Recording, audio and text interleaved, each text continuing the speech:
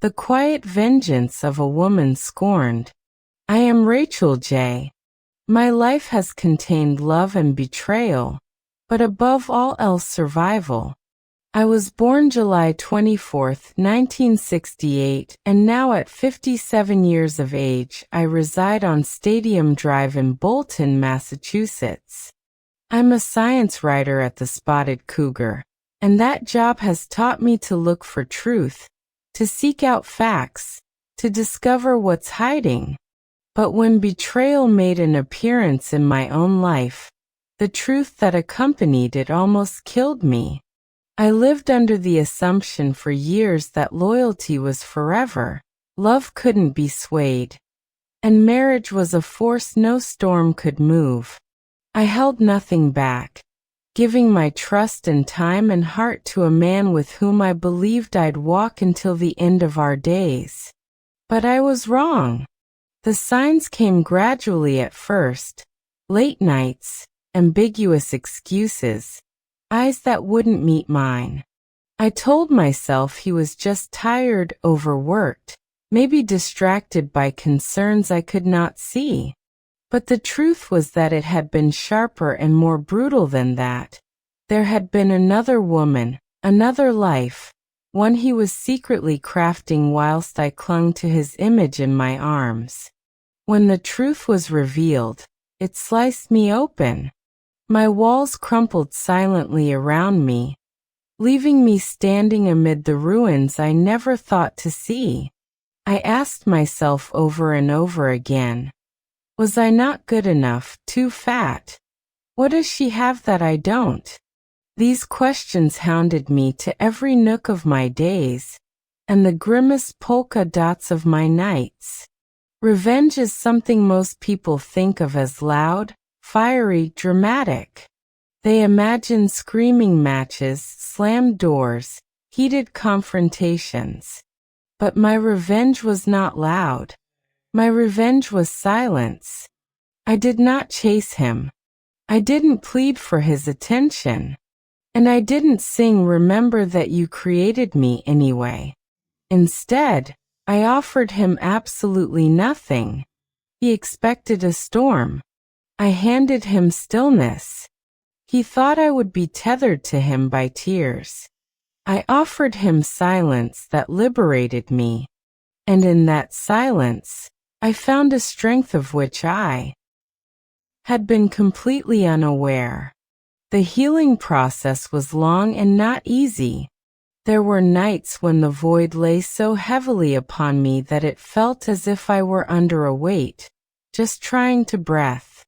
There were mornings I looked in the mirror, and a woman wasn't there, just an empty shadow.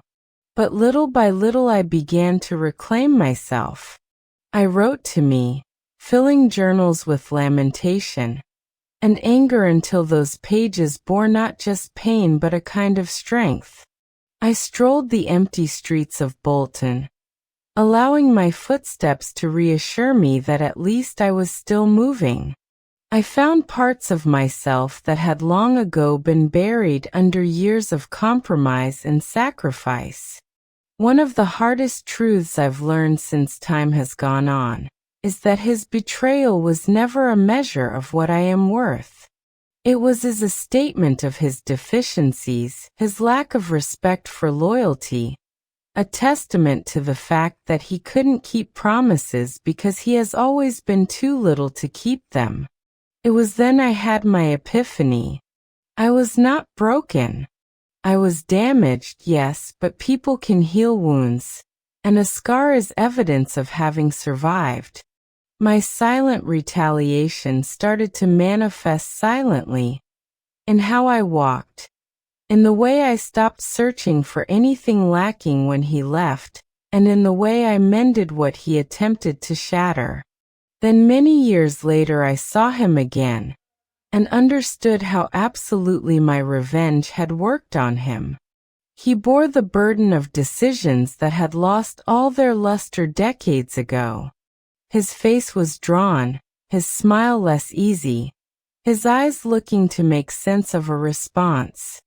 I responded with the same silence I'd given him when he walked away in the beginning. Not in hatred, not in bitterness, but simply free. He didn't control me anymore. My silence spoke to him more than anything I could have ever said. You didn't break me. You will never break me. Today, at the age of 57, I am not a victim but rather a woman reborn. I'm not my pain, but I am stronger by the brokenness. I am smarter because I know the price of for granted trust. I am much freer because I don't wear chains of anger or bear a weight of betrayal. Now my life is mine again, and it is richer than anything he could have given me. The best revenge I ever got, not was torturing him for bittersweet months of hellish confusion, but thriving past him. The best revenge of a wronged woman is not fury or heated vengeance, but an icy, sustained survival so complete and glacial that it tells its own story without uttering a word about betrayal.